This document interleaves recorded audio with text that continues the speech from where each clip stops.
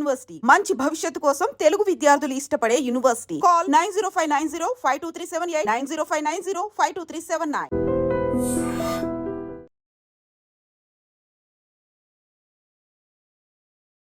తాగొచ్చి వేధిస్తున్న భర్త టార్చర్ భరించలేని ఓ భార్య డబుల్ కాట్ మంచంపై మద్యం మత్తులో పడుకుని ఉన్న భర్తపై సలసలా కాగిన వేడి నూనె తెచ్చిపోసేసింది.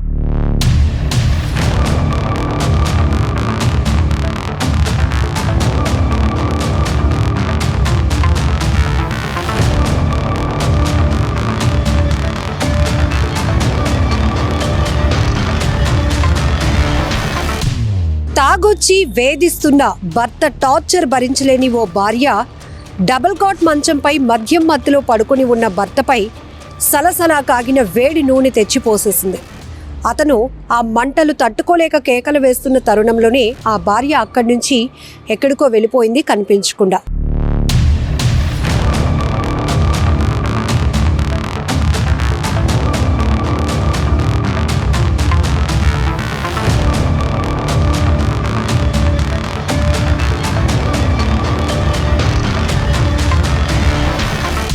ఈ ఘటన అనకాపల్లి జిల్లా పరవాడ మండలం సాలాపువాణిపాలెంలో చోటు చేసుకుంది. ఇక్కడ ఈ భార్య గర్భిణిగా కూడా స్థానికులు చెప్తున్నారు. గుంటూరు జిల్లాకు చెందిన 30 సంవత్సరాల బాలకృష్ణకు రమణమ్మకు వివాహమైన తర్వాత గత కొన్నాళ్లుగా గాజువాక నియోజకవర్గంలోని కోర్మనపాలెంలో అద్దెకుండేవాళ్ళు. ఇప్పుడు ఏదైతే ఈ ఘటన జరిగిందో ఈ ఇంట్లో వీళ్ళు 12 రోజుల క్రితమే అద్దెకు దిగినట్టు కూడా ఇంటి యజమాని చెప్తున్నారు. ఈ ఘటన జరిగిన వెంటనే స్థానికులు ఆ భర్త కేకలు విని వెంటనే అలర్ట్ అయి అనకాపల్లి ఎన్టీఆర్ హాస్పిటల్కు ట్రీట్మెంట్ కోసం తరలించారు. అక్కడి నుంచి ఆయన బర్నింగ్ పర్సంటేజ్ ఎక్కువగా ఉండటం వల్ల మెరుగైన ట్రీట్మెంట్ కోసం అతన్ని కేజీహెచ్కు తరలించడం జరిగింది. అయితే అక్కడ ఉన్నటువంటి స్థానికుల ఇన్ఫర్మేషన్తో ఇంటి యజమాని అక్కడికి చేరుకుని పరవాడ పోలీసులకు ఇన్ఫర్మేషన్ ఇచ్చారు. పోలీసులు వచ్చిన తర్వాత ఇంటి తలుపులు తీసి చూసేటప్పటికే ఏదైతే డబుల్ కాట్ మంచం ఉంటుందో ఆ మంచంపై ఆ భర్త పడుకొని ఉన్నటువంటి సిచ్యువేషన్ కూడా ఉంది. ఎందుకంటే ఆ వేడి నూనె ఏదైతే ఆమె ఇసిరేసిందో ఆ వేడి నూనె వల్ల ఆ పరుపు కూడా కాలిపోయినటువంటి సందర్భం మీరు విజువల్స్లో చూస్తున్నారు.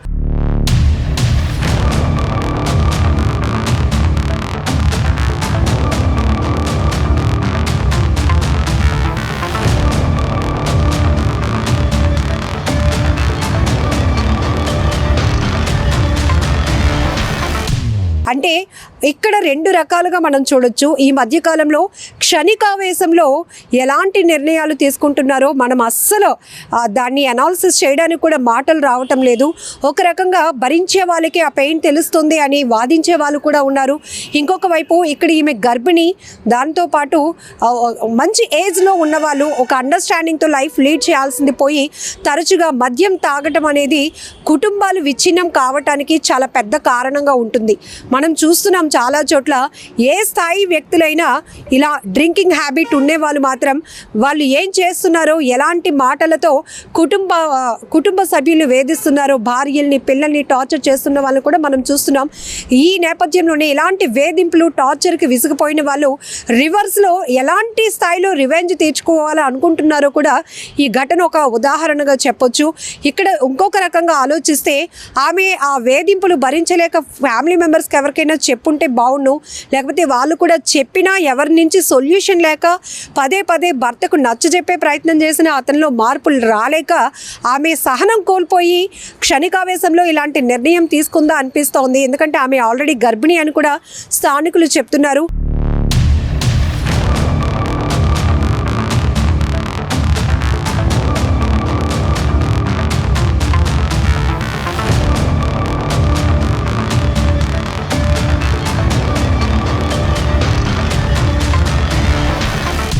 ఇంకొక వైపు భర్త మధ్యలో ఉంటుండగానే అప్పటికీ వాళ్ళిద్దరి మధ్య తరచూ గొడవలు కూడా జరుగుతున్నట్టు కూడా తెలుస్తోంది.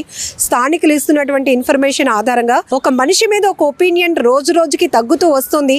ఆ నేపథ్యంలోనే ఆమె సహనం కోల్పోయి వేడిగా మరుగుతున్నటువంటి నూనె, జనరల్గా ఇప్పుడు మనం మంచి వేసవి కాలంలో ఉన్నాం, మండు టెండల వల్ల బయటకు రావాలంటేనే భయపడిపోతున్నాం. ఎందుకంటే తీవ్రమైన ఒక్కపోత, చెమటలు, మరొక వైపు ఎండ వేడి తాళలేక బయటకు రావాలంటేనే భయపడిపోతున్నాం. బయటకు ఒకవేళ అత్యవసరంగా రావాలన్నా కూడా ఏవో ప్రికాషన్స్ తీసుకుంటే కానీ కాసేపైనా బయట వాతావరణంలో ఉండలేని పరిస్థితి. ఇలాంటిది ఒకవైపు మండిపోతున్న ఎండలో సలసలా కాగుతున్న వేడి నూనె పోస్తే తన భర్తకి ఏమవుతోంది అనేది కూడా ఆమె ఆలోచించకుండా అతను చేస్తున్న టార్చర్ని భరించలేక సహనం కోల్పోయి ఆమె ఇలాంటి నిర్ణయం తీసుకున్నట్టుగా ఇక్కడ మనకి తెలుస్తోంది.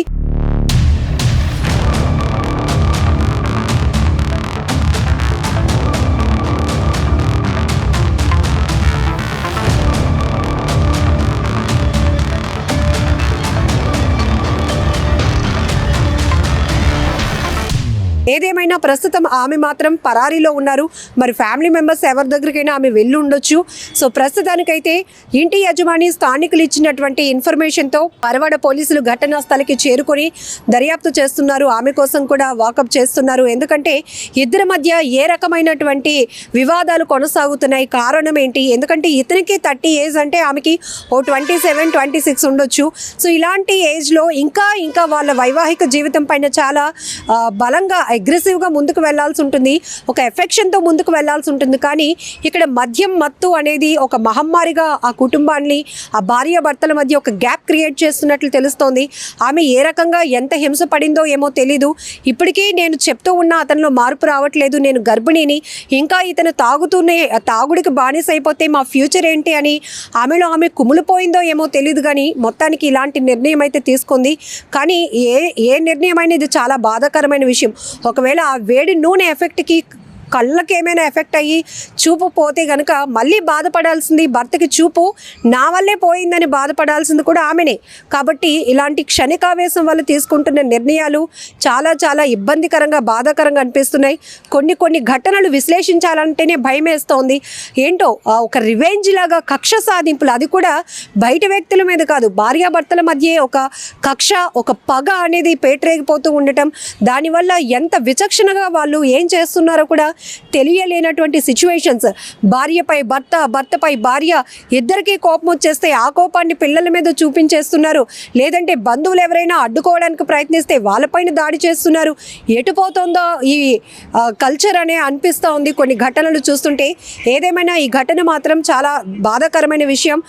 ప్రస్తుతానికి ఆ వ్యక్తి ఎవరైతే భర్త ఉన్నారో అతను KGHలో ట్రీట్మెంట్ తీసుకుంటూ ఉన్నారు. కాలిన గాయాల వల్ల తను సరిగ్గా రెస్పాండ్ కూడా కాలేనటువంటి సిచ్యువేషన్ కనపడుతోంది.